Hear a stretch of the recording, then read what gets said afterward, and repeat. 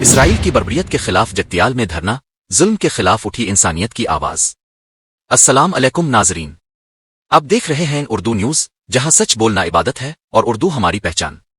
آج تحصیل چوراہا جگتیال ایک پرامن مگر جذباتی دھرنے کا گواہ بنا، جہاں پولے امبیڈکر اقلیتی و لیفٹ جماعتوں کے نمائندوں نے سول سوسائٹی جے کے ساتھ مل کر اسرائیل کی جانب سے فلسطین پر کی جانے والی ظالمانہ بمباری کے خلاف بھرپور احتجاج کیا۔ اس احتجاج کی صدارت کی مسٹر میر کاظم علی مائنارٹیز فورم تلنگانہ کے سربراہ ہیں۔ انہوں نے کہا، یہ صرف فلسطینیوں کا قتل نہیں بلکہ پوری انسانیت کا جنازہ ہے۔ کوئی مذہب، کوئی تہذیب بچوں، عورتوں، بوڑھوں پر بم برسانے کی اجازت نہیں دیتا۔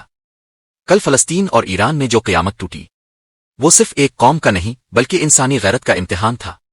مظاہرین نے یاد دلایا 1800 کی دہائی میں جب ہٹلر نے یہودیوں کو جرمنی میں نسل کشی کا نشانہ بنایا تو فلسطینیوں نے انہیں اپنے گھروں میں پناہ دی، اپنی زمین، عزت اور پانی دیا۔ لیکن آج وہی قوم جو کبھی پناہ گزیر تھی، اسی سرزمین پر ظلم کی حکمرانی قائم کر چکی ہے۔ خواتین، بچے، بزرگ، کوئی محفوظ نہیں۔ اسپتالوں پر حملے، اسکولوں کی تباہی، گھروں پر بمباری۔ یہ جنگ نہیں، یہ قتل عام ہے۔ مظاہرین کا پیغام واضح تھا، یہ اسرائیلی بمباری انسانی حقوق کی سنگین خلاف ورزی ہے، یہ اقوام متحدہ کے چارٹر کی توہین ہے، اور امریکہ اور اس کے اتحادیوں کی خاموشی ظلم پر تالیاں بجانے کے مترادف ہے۔